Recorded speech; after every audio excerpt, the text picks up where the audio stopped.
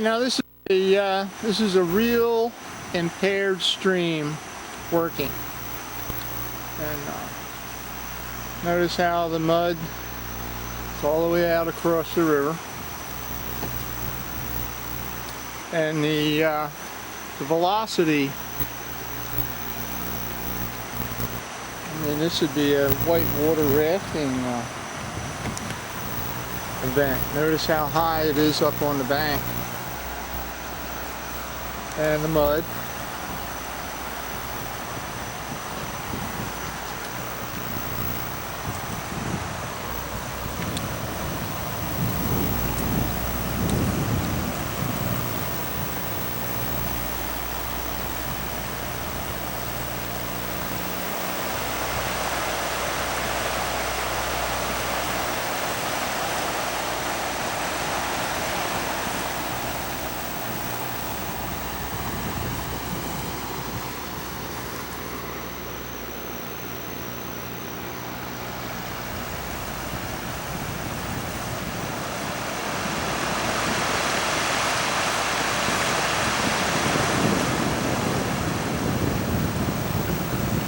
Indian Creek into the Schuylkill River. Valley Forge Park, that way. Norristown, that way. Downstream, upstream.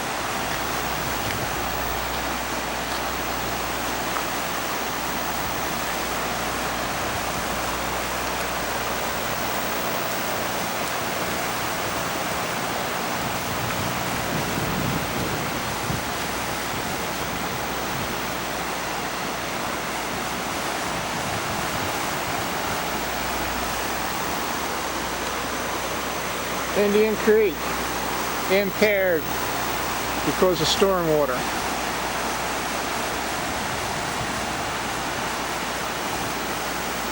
You can see by the date there in the corner, it's a couple of days after the hurricane, and this is more of the documentary about the Indian Creek watershed. This is the latest amount of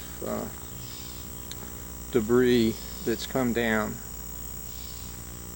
And we will follow up the stream in order to show how the devastation to the stream banks and the movement of soil into the Schuylkill River.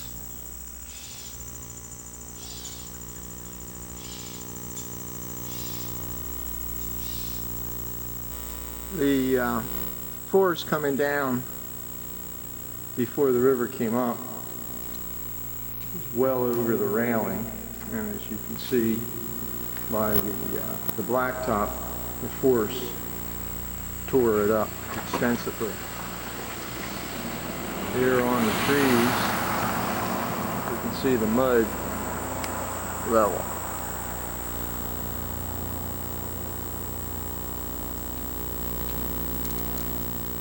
Here we'll be able to see, comparing it to the early videos,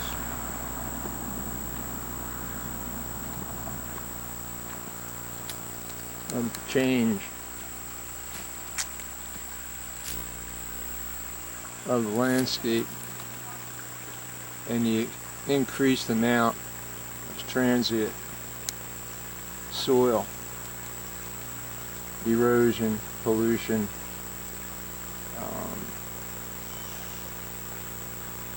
contractor's debris. This is a look from above it to see how much tonnage was planted right here. And you can only imagine how much was deposited in the river. Believe it or not, the day that I came out to video this stuff, they're cutting the grass. Alright, real quick before he turns around. Underneath of that log is where we left off last time. And there's that 300-400 pound rock. That tree laying on top of it is proof of the damage and the height of the river, Indian Creek, right here. And you'll be able to compare the amount of transient soil, construction materials, etc. This is the historical section of Indian Creek. This is the first mill that was built in the area. And these are some of the original stone walls, 1700s.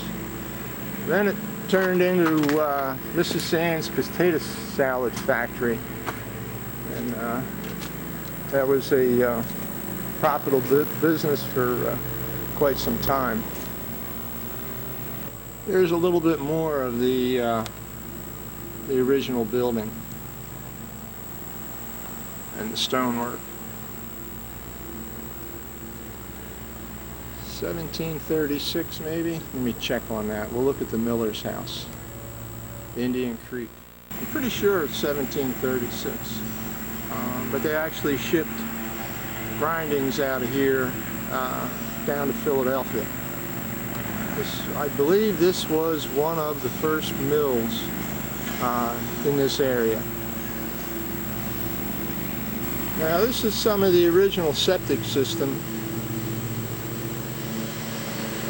of the Mrs. Sand's potato salad and coleslaw factory.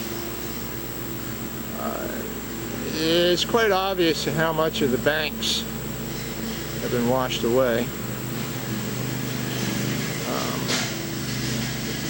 Earlier pictures, not from recently, but from back in the 90s, kind of show where this stream bed was. This is the result of it washing the road out, and there's been several repairs over the years.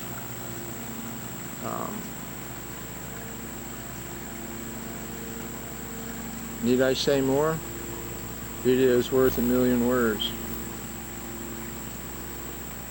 There's the miller's house again, and the family that lives in there has been there for quite some time, and they're actually a collector of historic artifacts. And it's looks like a museum inside. Really neat. Okay, that's it for today. We'll continue this a little bit later upstream. Maybe we can find out where those logs came from. The way some of these tree limbs are cut. What has always troubled me is that people dispose of their yard waste here along the river by just tossing it in or setting it on the bank waiting for a storm to come. But when things like this come down, it makes me wonder how much of the stream bank has been torn out, and how long this has been dead, and how much damage is done to the stream by erosion into the river. But you know, it's just another problem that needs to be addressed. And the way to address it is to have an opportunity to see it firsthand.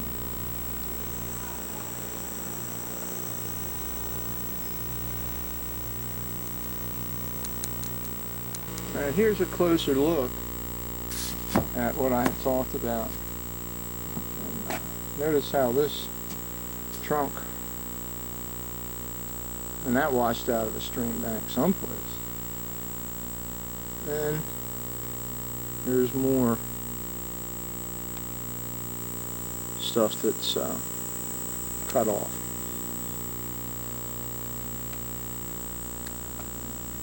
There's the other end.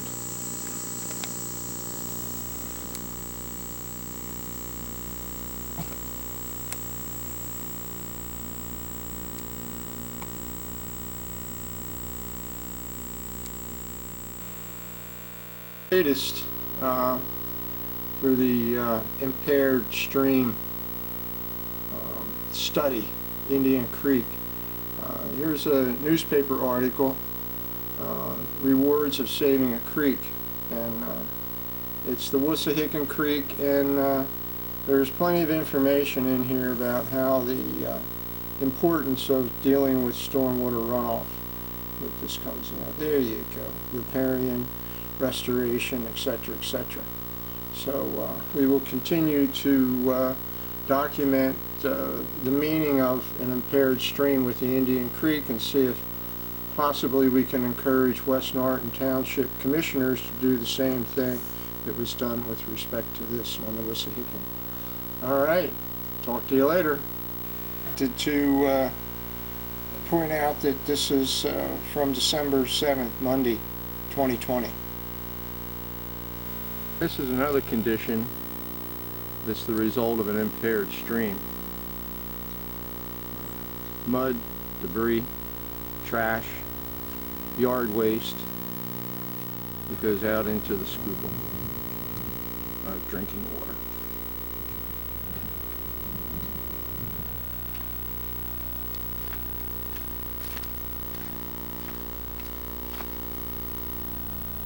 Alright, last night we had 3.5 inches of rain. So here's another example of what happens with an impaired stream. And it's quite obvious that this took out a great bit of stream bank with it. Anyhow, there you have it, there it be.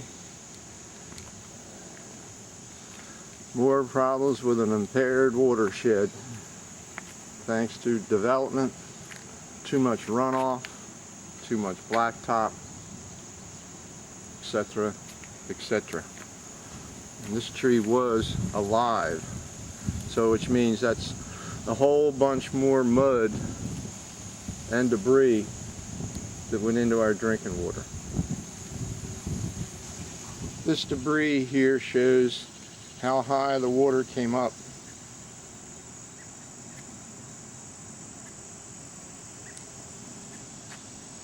When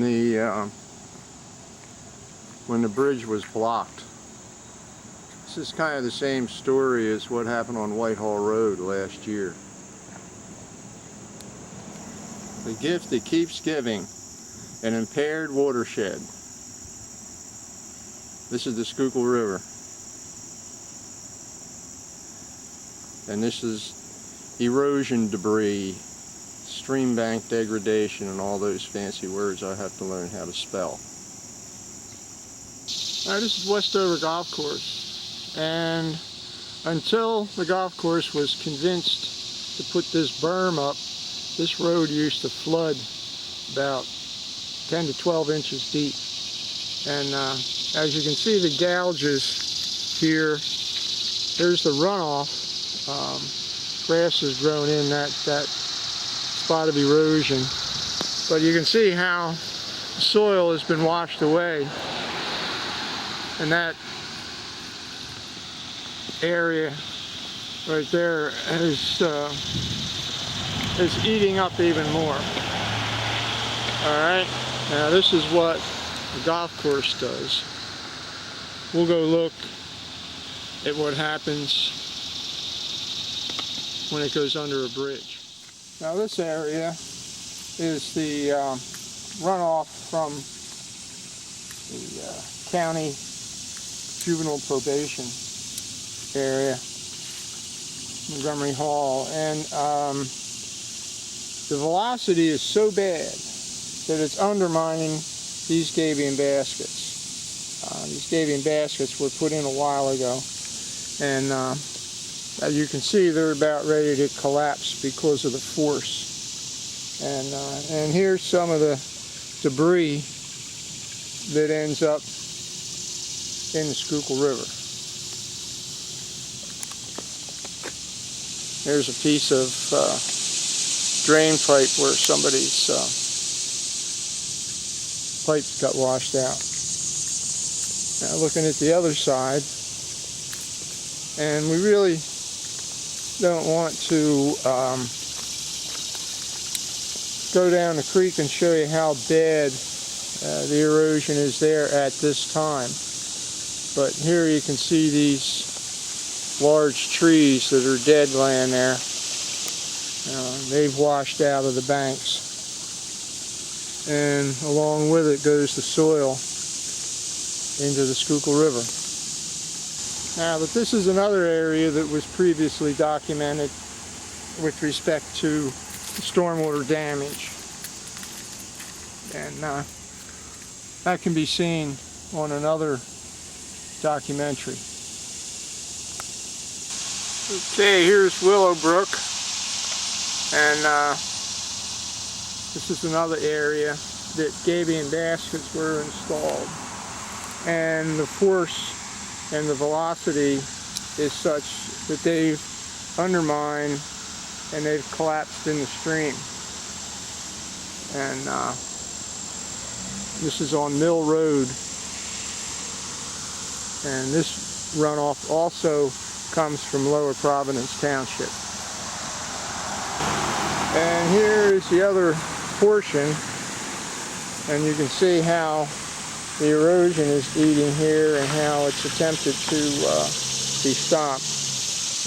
From the looks of the debris, this road was flooded. Now this development was built when there wasn't any understanding of how bad stormwater is and the need for stormwater management. But right here we have an attempt to stop the stream banks from washing away, undercutting. This area over here is called undercutting, and that causes the collapse, and that's a very good example of it. Here is another example of how the roots are undermined. This area here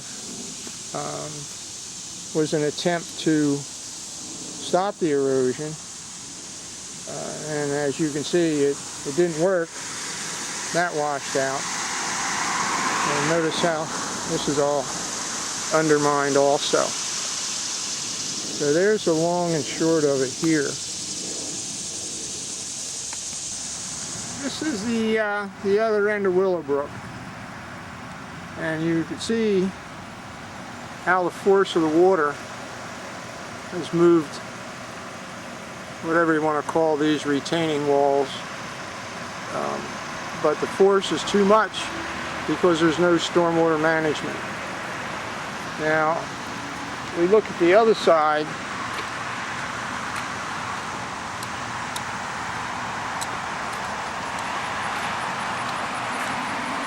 and see what we have here.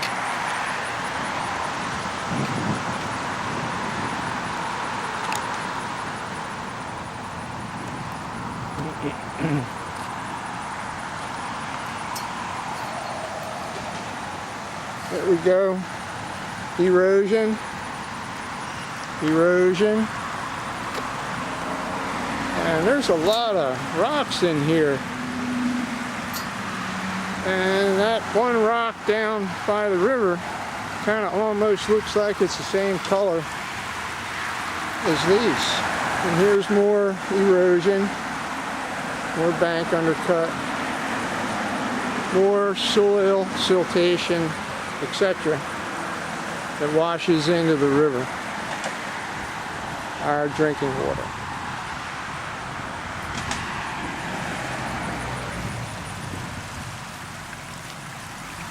I mean, it's even gotten up here to undermine this stream bank repair, I guess you would call it.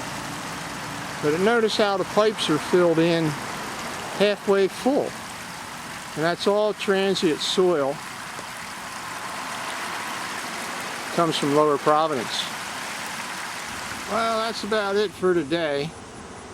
Up there is Lower Providence Township, and a lot of the water comes from there.